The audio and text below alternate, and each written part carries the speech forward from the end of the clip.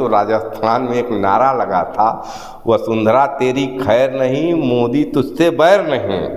तो वही हाल होने वाला है कि कहीं मतलब कि वसुंधरा राजे को चुनाव जीतने के बाद भारतीय जनता पार्टी साइडलाइन न कर दे। भाजपा के शीर्ष नेतृत्व की बात किया जाए तो शीर्ष नेतृत्व ने न केवल राजस्थान में बल्कि मध्य प्रदेश में भी अपने 7-7 सांसदों को टिकट दे दिया, 3-3 केंद्रीय मंत्री को टिकट दे दिया। मध्य प्रदेश में तो वहाँ तक कि वो अपने राष्ट्रीय महासचिव को भी विधानसभा का चुनाव लड़वाने जा रहे हैं।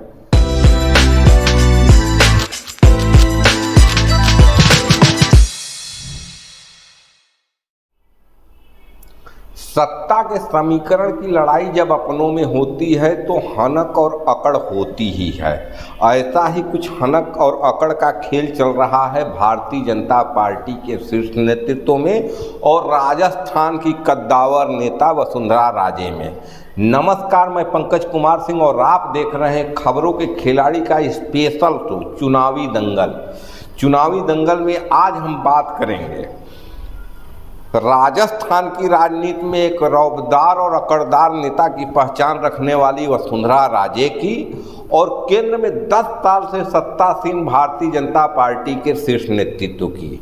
अगर हम बात करें राजस्थान के परिप्रेक्ष्य में विधानसभा 2023 का जो चुनाव होने वाला है तो इसमें राजस्थान की सबसे बड़ी अगर राज्य इकाई की नेता की बात करें तो वसुंधरा राजे सबसे बड़ी नेता है, पूर्व में सीएम भी रह चुकी हैं।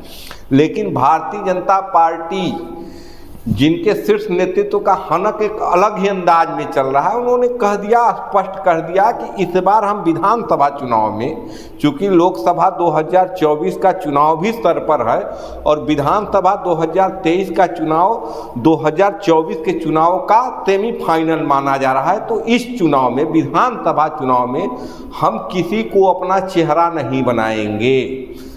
राजस्थान हो, मध्य प्रदेश हो, छत्तीसगढ़ हो, चाहे कोई राज्य हो, वहाँ मुख्यमंत्री का चेहरा या वो चेहरा जिसके बल पर भारतीय जनता पार्टी चुनाव लड़ने जा रही है, वो चेहरा कमल का फूल रहेगा, नरेंद्र मोदी रहेंगे, लेकिन राज्य का नेता कोई नहीं रहेगा।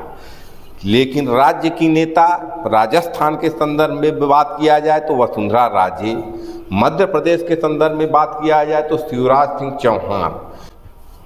इन दोनों का रौब अलग है। शिवराज सिंह चौहान तो एक तरह से शीर्ष नेतृत्व के फैसले को स्वीकार करते हैं और चुपचाप अपने चुनाव प्रचार में लगे हुए हैं। उनको टिकट भी बिंदनी से मिला। हालांकि भाजपा के शीर्ष नेतृत्व की बात किया जाए तो शीर्ष नेतृत्व ने न केवल राजस्थान में बल्कि मध्य प्रदेश में भी अपने 7-7 सांसदों को टिकट दे दिया, 3-3 केंद्रीय मंत्री को टिकट दे दिया। मध्य प्रदेश में तो वहाँ तक कि वो अपने राष्ट्रीय महासचिव को भी विधानसभा का चुनाव लड़वाने जा रहे हैं। लेकिन राजस्थान के विषय में बात किया जाए तो राजस्थान की अकड़दार नेता वसुंधरा राजे शीर्ष नेतृत्व के हनक को स्वीकार करने के मूड में ही नहीं है। उन्होंने एक अलग तेवर दिखाया। जब पहली सूची जारी होती है भारतीय जनता पार्टी की 41 विधायकों सीटों का विधायकों के नाम की घोषणा होती है, उसमें 7 सांसदों को टिकट मिलता है, तमाम केंद्रीय मंत्रियों को टिकट मिलता है, लेकिन वसुंधरा राजे के समर्थकों का एक भी नाम नहीं सूची में था, जिससे वसुंधरा राजे मौन रूप से अपने अकड़ को दिखाई। किसको दिखाई? भारतीय जनता पार्टी के राष्ट्रीय अध्यक्ष जेपी नड्डा जी को दिखाई, भारतीय जनता पार्टी के थिंक टैंक चाणक्य माने जाने वाले अमित शाह को दिखाई, भारतीय जनता पार्टी से भी ऊपर का कद रखने वाले देश की जनता, जिसको मतलब कि जिनके नाम पर 2 बार से सत्ता भारतीय जनता पार्टी को सौंप रही है, भारत के प्रधानमंत्री नरेंद्र मोदी को दिखाई। जब केंद्रीय चुनाव संचालन समिति की बैठक हो रही थी तो वहाँ सूत्रों के हवाले से खबर है, इस खबर की हम कोई पुष्टि नहीं करते हैं, लेकिन सूत्रों के हवाले से खबर है कि केंद्रीय चुनाव समिति की बैठक में वसुंधरा राजे से कहा जाता है कि आप सरदारगढ़ में अशोक गहलोत के खिलाफ चुनाव मैदान में आइए। वसुंधरा राजे राजस्थान की एक बड़ी चेहरा, बड़े अकड़ और रौब वाली महिला नेता, पूर्व में मुख्यमंत्री, स्पष्ट इनकार कर दें कि मैं किसी भी हाल में अशोक गहलोत के खिलाफ चुनाव नहीं लड़ूंगी। अगर चुनाव लड़ना है या किसी को लड़ाना है तो उनके खिलाफ गजेंद्र सिंह शेखावत को चुनाव लड़ाइए। ये बात भारतीय जनता पार्टी के शीर्ष नेतृत्व को नागवार गुजरी और शीर्ष नेतृत्व ने उनको साइड लाइन करना शुरू कर दिया। लेकिन वसुंधरा राजे को राजस्थान की राजनीति में एक गहरी पकड़ रखने वाले वसुंधरा राजे को साइड लाइन करना इतना आसान भी नहीं है।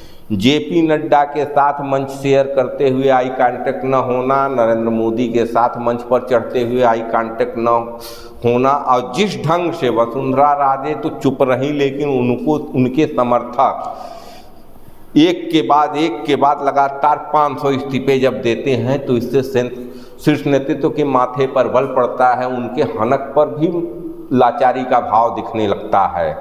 कहीं न कहीं उनको लगने लगता है कि सिर्फ और सिर्फ नरेंद्र मोदी, सिर्फ और सिर्फ कमल के फूल के बल पर राजस्थान का किला भेदना असंभव है।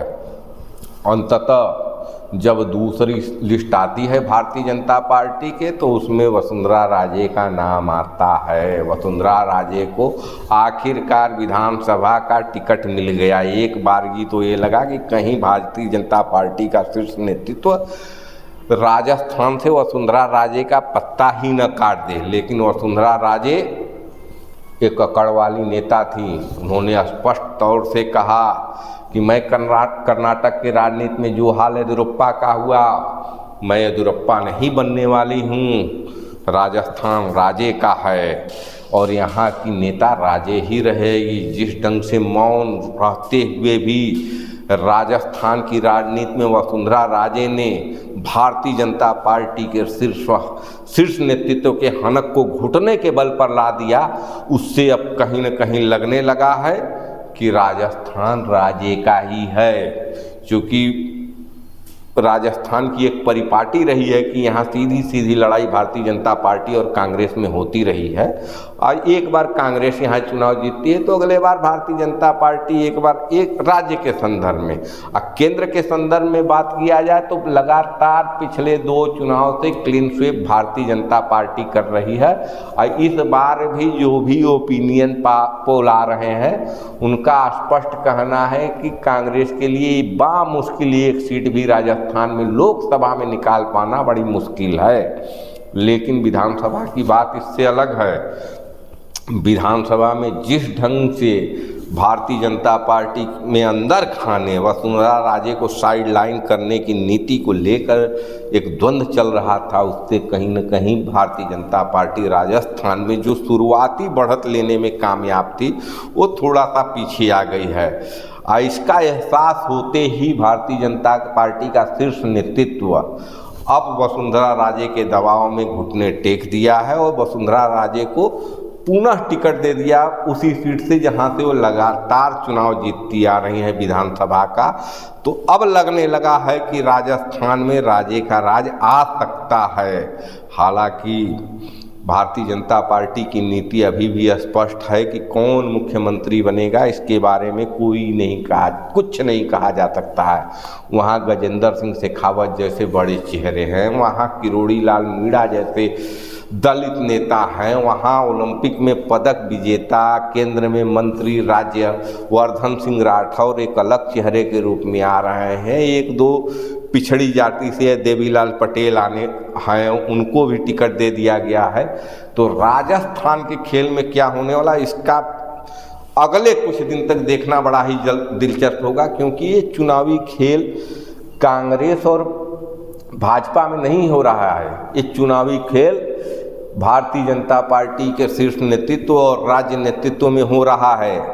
चूँकि भाजपा के नेता कह रहे हैं कि वसुंधरा राजे हमारे राज्य की सबसे बड़ी नेता हैं, वो भारतीय जनता पार्टी की दूसरी बड़ी नेता हैं। दूसरी बड़ी नेता क्यों कहा जा रहा है? क्योंकि जेपी नड्डा राष्ट्रीय अध्यक्ष हैं तो वसुंधरा राजे राष्ट्रीय उपाध्यक्ष हैं। इस परिप्रेक्ष्य में कहा जा रहा है कि वो भारतीय जनता पार्टी की दूसरी सबसे बड़ी नेता हैं। लेकिन राजस्थान के संदर्भ में ये बातें कहाँ तक लागू होती है, कैसे लागू होंगी, इसका मतलब कि फेर समझना बड़ा ही मुश्किल है। क्योंकि भारतीय जनता पार्टी का शीर्ष नेतृत्व तो चुनाव जीतने के बाद किसको मुख्यमंत्री, एक बार जब भारतीय जनता पार्टी चुनाव जीत जाएगी तो किसको मुख्यमंत्री बनाएगी, इस बारे में कुछ नहीं कहा जा सकता है।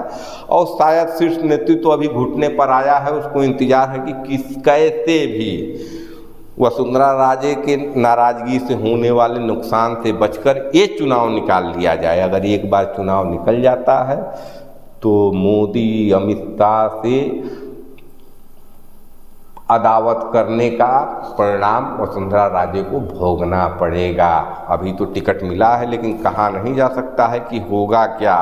इसके पहले भी तमाम ऐसे नाम रहे हैं जो मतलब कि एक समय बहुत बड़ा कद रखते थे राज्य की राजनीति में, लेकिन एक बार चुनाव हारने के बाद भारतीय जनता पार्टी का शीर्ष नेतृत्व बहुत ही दमदार है, किसी को भी साइड लाइन लगा सकता है।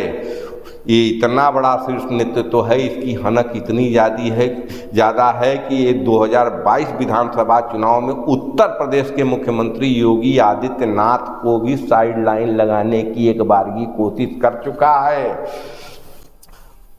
प्रशासन से राजनीति में आए ए.के. शर्मा को जिस ढंग से योगी के मंत्रिमंडल में जगह मिली, उसके पहले प्रदेश में प्रदेश उपाध्यक्ष बनाए गए, उनको लेकर खींचतान हुआ। वहाँ खैर योगी की मतलब कि एक जनाधार को देखते हुए अब उत्तर प्रदेश ही नहीं पूरे देश में योगी की लोकप्रियता देखते हुए भारतीय जनता पार्टी योगी से तो बैर नहीं ले पाई, लेकिन वसुंधरा राजे की मतलब इसके पहले भी हम बात कर लें तो राजस्थान में एक नारा लगा था, वसुंधरा तेरी खैर नहीं, मोदी तुझसे बैर नहीं।